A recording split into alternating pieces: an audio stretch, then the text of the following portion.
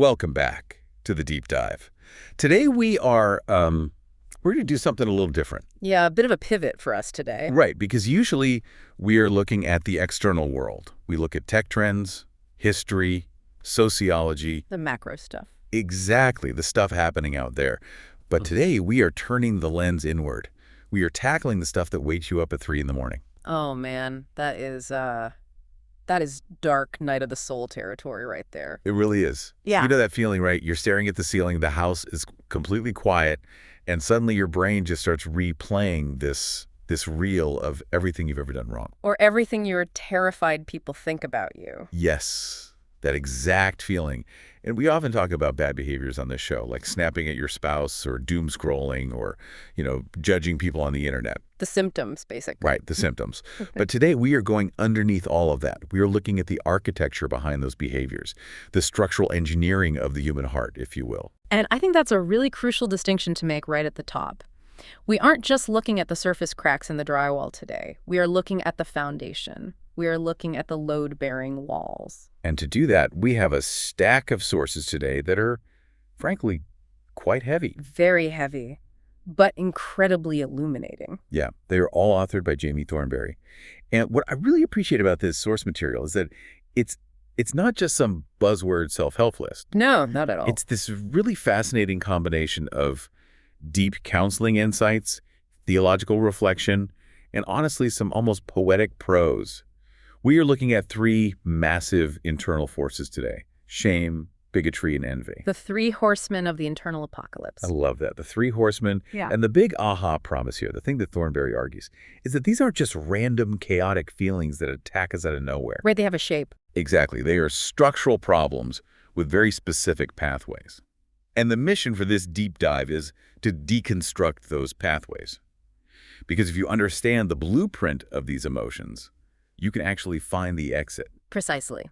Thornberry frames these emotions not just as mistakes you make, but as mechanics. He talks about how they deceive us, how they completely distort our vision, and crucially, the specific paths out of them. So let's just jump right in. Let's start with the big one, the one that I think is honestly the most misunderstood emotion we have, the architecture of shame. It's a huge topic. It is, and I want to be totally honest with you here. When I first picked up the source material, I thought, okay, shame. That is just feeling really, really guilty, right? Yeah, that's the standard assumption. Right, like guilt is a headache and shame is just a migraine. It's just a worse version of guilt. And that is the most common category error people make.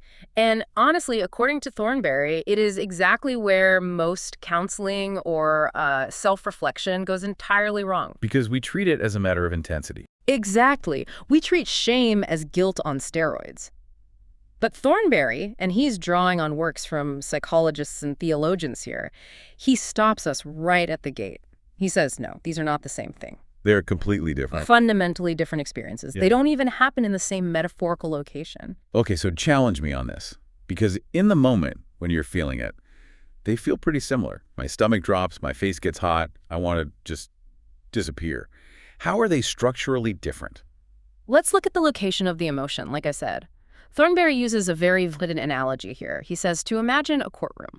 Okay, I'm picturing a courtroom, wood paneling, a judge, a jury. Right. That courtroom is the domain of guilt. So guilt lives in the courtroom. Yes. Guilt is legal. It's forensic. It's entirely about a transaction. You broke a law.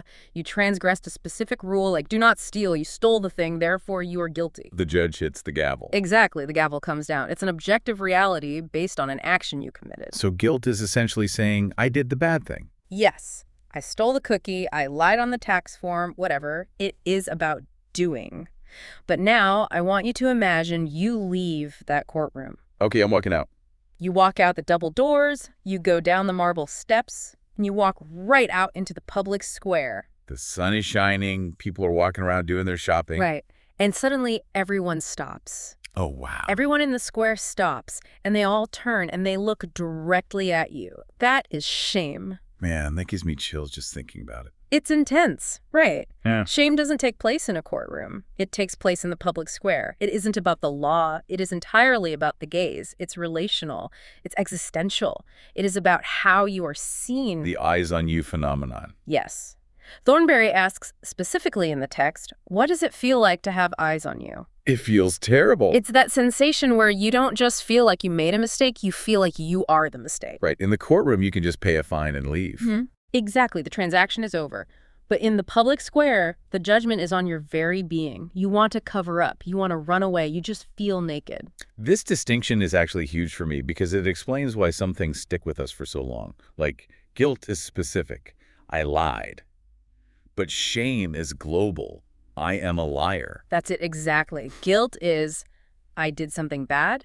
Shame is, I am bad. And here's where it gets really, really interesting in the source material. This is where Thornberry really pushes back on our conventional wisdom. What does he say? He points out that you can be totally innocent and still feel deep, crushing shame. Wait, hold on. That seems counterintuitive. Because with guilt, if I'm innocent, I feel fine. If I didn't steal the cookie, I'm not guilty. I can just confidently walk out of that courtroom. In the courtroom, yes, you're fine. If you didn't do it, you're acquitted. But remember, shame is about the public square. It's about status and exposure. Okay, I'm tracking. Think about a victim of abuse, or a child who is relentlessly bullied in the school hallway every single day, or someone who is mocked for a physical deformity they were born with. Have they committed a moral wrong? No, absolutely not. They're the victim in those scenarios. They are completely morally innocent. But do they feel shame?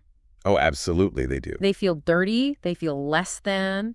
They feel that burning desire to hide, that deep sense of being unworthy of connection. That is shame. And it has been put on them by others. That is heartbreaking. But it makes so much sense. It explains why you can look at a victim of abuse and say, you didn't do anything wrong, and they might even nod and agree with you intellectually, but they don't feel any better. Precisely. And this right here is the architectural failure of our usual solutions. When you say you didn't do anything wrong, you are using a courtroom argument. A guilt argument. Yes, a guilt argument to try and fix a public square wound. You are trying to use a legal acquittal to cure a relational infection. It just won't work. So if the problems are structurally different, the remedies have to be different. You can't use a hammer to fix a broken window. Right. For guilt, the remedy is forgiveness. It's transactional. You broke the law, the debt is paid, the penalty is canceled. The judge says you are free to go. But if I'm carrying shame, especially if it's shame from what happened to me, forgiveness doesn't make any sense at all. I don't need to be forgiven for being bullied. Exactly. If you offer forgiveness to someone suffering from shame, it might actually feel insulting. Because it implies they did something wrong to begin with. Exactly. According to Thornberry, shame needs a completely different medicine. It needs honor, it needs embrace, it needs vindication. Vindication. That is a really powerful word. What does that actually look like practically? It looks like someone walking into that public square where everyone is staring at you and you just want the ground to swallow you up, and that person comes and stands right next to you. It's someone saying, I see you. I see everything you are afraid of showing, and I accept you. You belong here. You have value. It is a relational cure for a relational wound. It's the difference between a judge signing a piece of paper from behind a bench and a father walking up and hugging his child. That is the shift. It moves the issue from a legal problem to a connection problem. If we treat shame with legal tools, we miss the heart of the wound entirely. We need to move from a place of hiding to a place of being seen and loved. And that brings us to the inevitable reaction. Because let's be real, when we feel that shame, when we feel that intense exposure in the public square, we don't usually stand there and wait for someone to come stand next to us. No, we don't. We bolt. We run away as fast as we can. The instinct to hide is primal. Thornberry talks about the fig leaf metaphor here, drawing on the Genesis narrative. It's the very first reaction to shame in human history. They realized they were naked, and they sewed fig leaves together. They made a covering to hide themselves. And we are still doing it today. We just have way better fig leaves now. Oh, absolutely. We have designer fig leaves. What does a modern fig leaf look like based on the text? Cynicism is a great fig leaf. Oh, that's a good one. Right. If I mock everything, if I don't care about anything, you can't mock me. Perfectionism is another massive fig leaf. If I am absolutely perfect, you can't criticize me. Workaholism, excessive humor, chasing status. These are all things we stitch together to cover our sense of inadequacy. We're basically just trying to control the narrative so no one sees the real us. Yes. And the tragedy, as the source points out, is who we are actually hiding from. Because we aren't just hiding from the haters in the square. Right. We hide from the very people who are meant to help us. Thornberry mentions the community, or the body of Christ, in the theological context he uses. These people are structurally designed to be your support system. They are supposed to be the ones who provide that honor and embrace. But shame is a liar. It is. It whispers in your ear. If they really knew you, if they saw what's under that fig leaf, they would reject you instantly. So we isolate ourselves. It's a complete paradox. Yeah. We are absolutely sick with loneliness, but we are terrified of the cure, which is connection. And we hide from the divine, too. The source mentions hiding from the holy and good because we feel so unworthy of it. But this leads to what I think is one of the most fascinating parts of Thornberry's entire work, his theory on the architecture of emotion. This is the highway concept, right? Yes, the emotional highway. He argues that emotions, all of them, are meant to be a highway, a transport mechanism. Okay, unpack that for me. He says all of our emotions were meant to bring us to the Lord, whether it's joy, anger, guilt, or shame. The purpose of the feeling isn't just to feel it. It's not a destination. It's a car. It's supposed to drive you somewhere. I really love that analogy because usually when I feel shame, I just sit in it. I essentially park the car in the middle of a busy highway and just put my head on the steering wheel and cry. Or we try to drive the car right off the road into the bushes to hide. Exactly. We either wallow and park or we suppress and hide. But Thornberry says, drive the car. Ride the emotion. Yes, but ride it to where? That's the key. To the lap. The lap. Now, we really need to spend a minute here because the source gets very specific about this image. It references Psalm 131, and it talks about a weaned child. This is a detail that gets completely missed if you read the text too fast. It doesn't just say a child. It specifically says a weaned child with his mother. Why does that distinction matter? Well, think about a nursing child. Right. A nursing child goes to the mother for utility. It needs milk, it's crying, it's demanding, it's taking. The entire relationship in that moment is based on need and survival. Okay, but a weaned child. A weaned child doesn't need the milk anymore. So when a weaned child climbs up into the mother's lap, why are they there? Just to be there. For the comfort of it. For the presence. Exactly. It is a relationship of rest, not transaction. Thornberry describes this sentiment perfectly. He says, the eyes of the world are too much for me. That goes back to the public square. Right. It's that feeling of the public square just being overwhelming. The world is staring, judging, expecting, mocking. It is just too much to bear. But I can climb into the lap. It's the ultimate sanctuary. Yeah. The eyes of the world are on me, and it terrifies me. But right here, in this lap, I am held. That is the architectural antidote to the public square. You leave the square where everyone is staring at you, and you go to the one place where the gaze is entirely safe. The text urges listeners to bring every emotion, ecstasy, horror, and specifically shame to this place of safety. Don't hide in the bushes with your flimsy fig leaves. Run to the lap. It's basically saying, look, I know you want to run away. That's natural. But run towards the specific place instead of just running away from everything else. It re-vectors the energy. Yes, it re-vectors the energy of shame. Instead of using all that emotional energy for hiding, it becomes energy for seeking safety. And that is the absolute hardest thing to do when you feel shame. It is entirely counterintuitive. Your whole body screams hide, but the source suggests this architectural shift climbing into the lap is the only way to break the cycle. So that's the internal world. That is the architecture of what happens inside us when we feel less than. But Thornberry's work doesn't stop there, does it? No, it doesn't. He pivots. He says, okay, we've looked at the collapse. Now what happens when we try to fix that less than feeling by making ourselves feel more than others? Right. We are shifting from the internal implosion of shame to the external explosion of bigotry. And this brings us to the second source we're looking at today, the arrogance of bigotry and the path to humility. Now, I want to pause here for a second. This is a very heavy topic, and in our current cultural climate, it's a very loaded one. It can get political really fast. It definitely can. So I just want to be crystal clear with you, the listener. We're not taking a political side here. We're impartially reporting on Thornberry's text. He isn't talking about right-wing or left-wing politics here. He is looking at the roots. He's asking, what is the machinery inside the human heart that actually produces racism, sexism, and division? It's an autopsy of prejudice, basically. And he identifies two distinct culprits, two gears in this engine of division, pride and arrogance. Now, I got to stop you there because in everyday conversation, aren't those just synonyms? If I say, oh, that guy is really arrogant, or I say that guy's really proud, I mean the exact same thing. I mean, he's a jerk who thinks he's great. In casual conversation, sure, we use them interchangeably, but in this text, Thornberry distinguishes them in a really helpful, almost forensic way. You have to think of them as two different mechanisms that do two different jobs in the psyche. Okay, let's dismantle the pride mechanism first. How does the text define pride? Thornberry defines pride here as something disguised as superiority or entitlement. It is a vertical measurement. Pride is the voice in your head that says, I am up here and you are down there. So it's the latter. It is a ladder, and being on that ladder blinds us to the humanity and equality of others. It places one's own race, ethnicity, or beliefs on a pedestal. And when you're on a pedestal looking down, You view difference not as variety, but as a threat to your status, or simply as evidence of the other person's inferiority.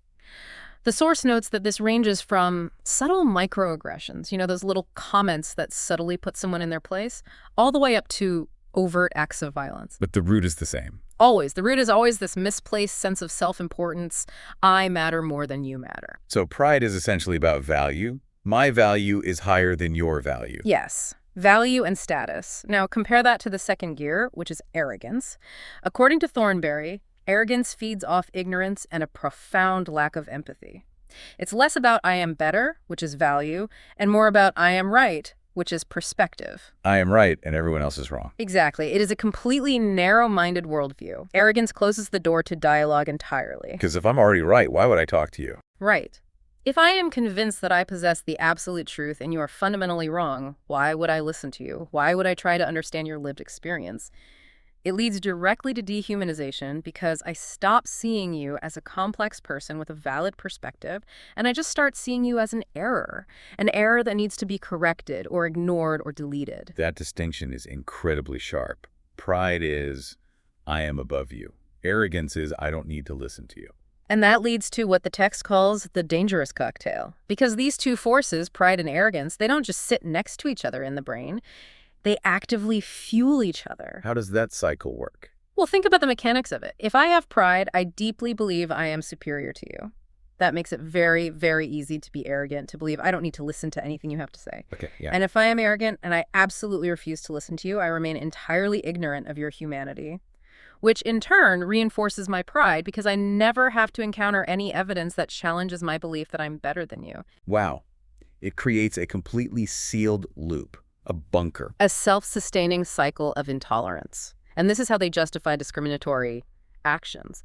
If I believe I am superior, that's the pride, and I believe I am right, that's the arrogance, then treating you poorly doesn't feel like hate to me. What does it feel like? It feels like justice. It feels like the natural, correct order of things. That is genuinely terrifying. Because it means the bigot doesn't actually wake up and feel like a bad person. Yeah. They feel like a righteous person. Exactly. That is the dark power of this architecture. It hides the rot from the person who is rotting.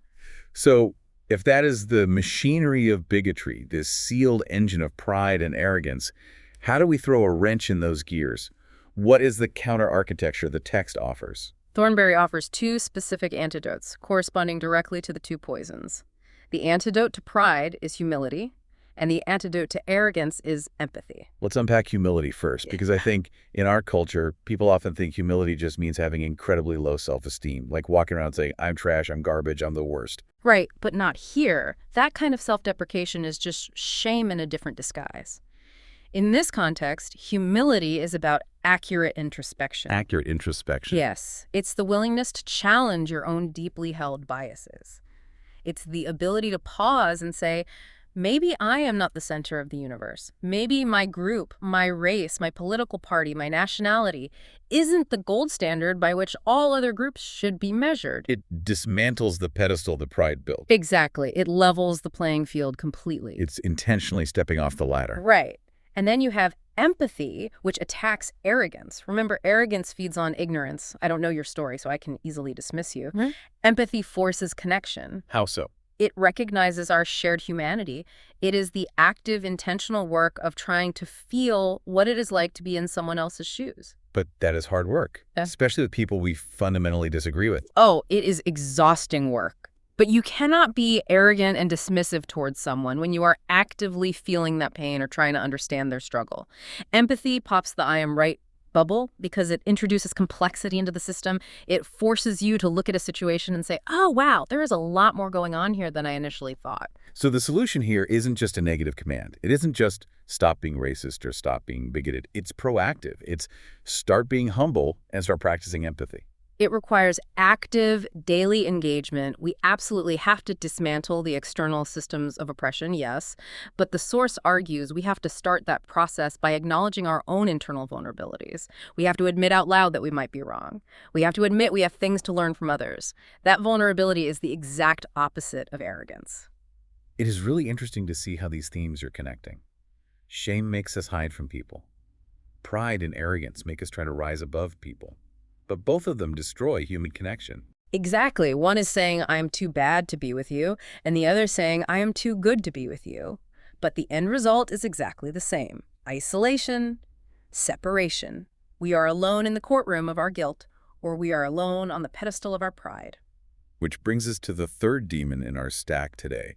And this one, man, this one just feels sneaky. It really does. We've talked about shame, which is the internal collapse. We've talked about bigotry, which is the external attack. Now we need to talk about envy. The creeping emotion. The source material here is called The Poison Seed. And it's actually written quite differently than the other two texts. It's highly poetic. It reads almost like a dark fable or a nursery rhyme for adults. It's very stylized, and it creates a very specific, ominous mood. Thornberry personifies envy in this text. He describes envy not just as a passing feeling, but as a living, stalking entity. He calls it a demon that creeps in to make love and harmony hide. It traces a progression, doesn't it? Because envy doesn't just show up at your front door fully formed holding a pitchfork. No, and that is precisely why it is so dangerous. It traces a distinct timeline. It starts, as the text says, as a whisper, a tiny, subtle desire. This is the part that really gets me. Because we all feel this every single day. You're scrolling through social media, you see someone's amazing vacation photos in Italy, you see their promotion announcement on LinkedIn, you see their perfect family Christmas card, and there's just this little prick in your chest, just a whisper of, must be nice. Must be nice. That's the whisper. I wish I had that. And it seems completely harmless at first. It just seems like normal ambition. But the source warns that this whisper is the poisoned seed. Because the whisper doesn't stay a whisper, it turns into a fire. How does it ignite? What's the spark? The text says it sets covetous hearts afire. It starts to consume the host. It stops being about, I want that thing, and it shifts into, why do they have that thing? Oh, wow. That's a huge shift. It is. It shifts from simple desire to deep resentment. It begins to burn up your ability to enjoy your own life because your eyes are so entirely focused on someone else's plate. And what happens after the fire? Then comes the chasm. The text describes envy creating a gap too difficult for human flesh to mend. This is the stage where the relationship actually dies. The source uses some really stark, brutal language here. It says, where once was contentment, now dwells distrust. Relationships turn to dust. And my favorite line, well, most haunting line, the spirit's fruit bleeds. That is a very visceral image. It implies that envy actively wounds the very core of our spiritual and emotional life. It bleeds us completely dry of joy, of peace, of patience. The theological concept of the depraved heart comes into play here.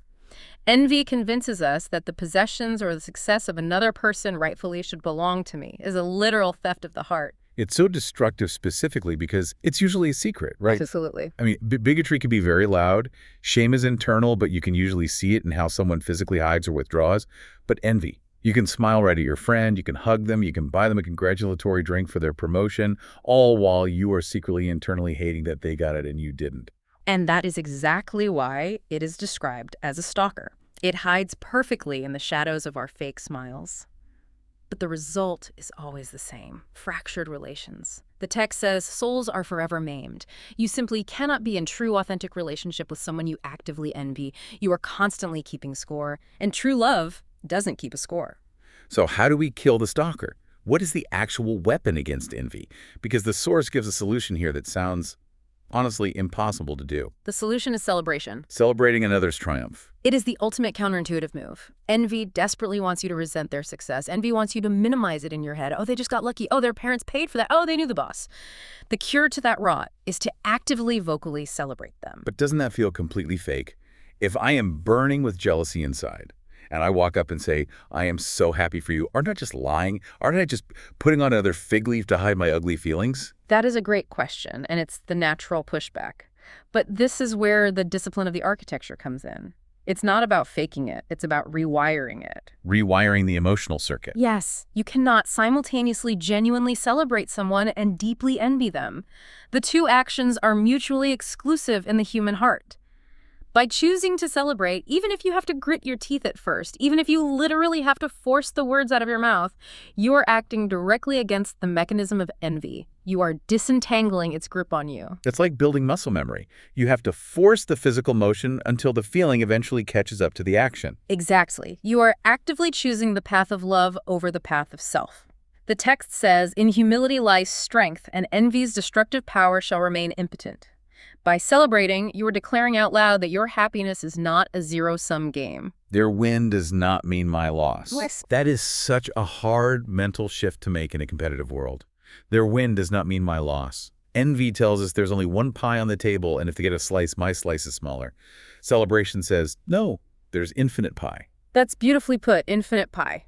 So we have these three massive internal forces: shame, bigotry, envy.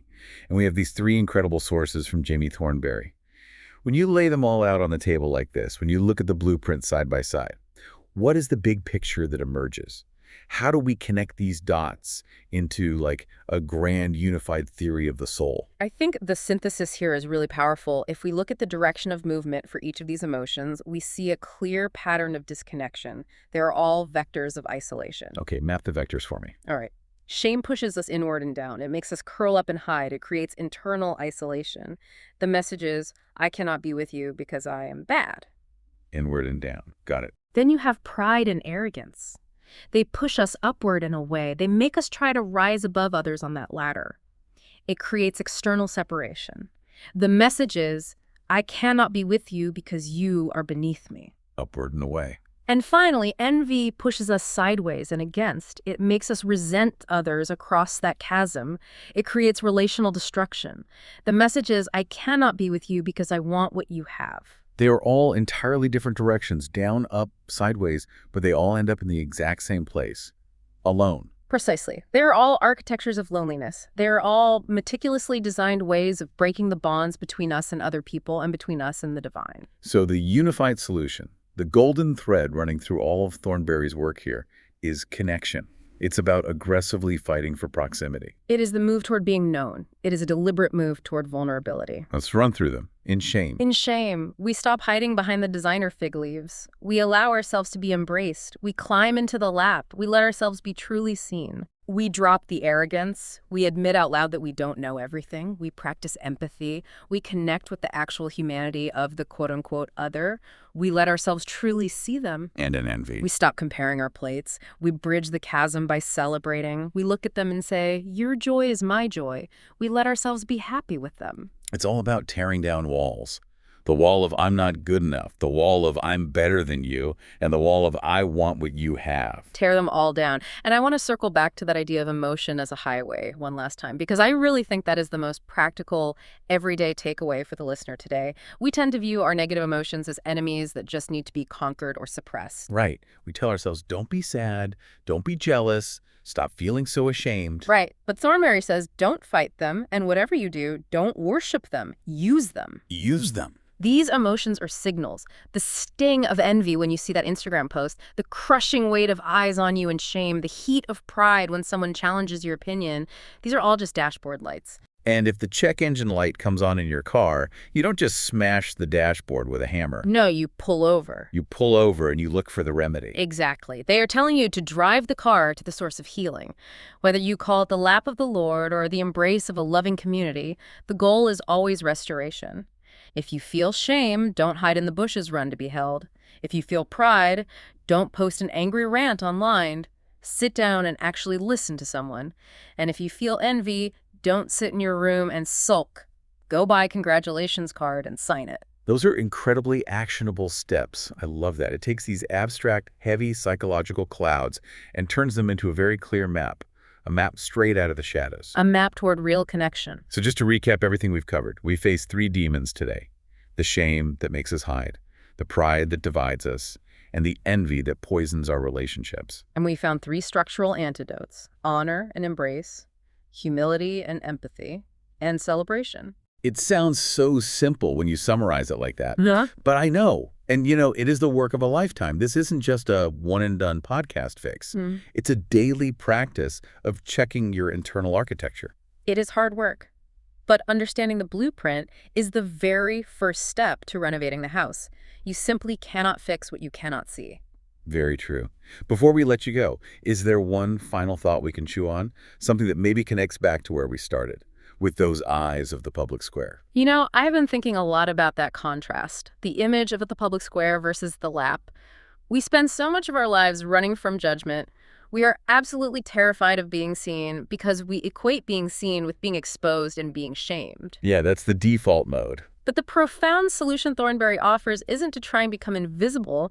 It's to be seen by the right eyes. The right eyes. Think about it. If shame is fundamentally about having eyes on you, that terrifying naked feeling of being watched by a judging crowd, and the solution is climbing into the lap of the divine, it raises a really provocative question. What's the question? Perhaps the eyes you are most afraid of. The eyes of the one who knows absolutely everything about you, every secret, every failure, every single fig leaf you've ever worn. Perhaps those are actually the only eyes that can heal you. Maybe being fully seen isn't the threat we think it is.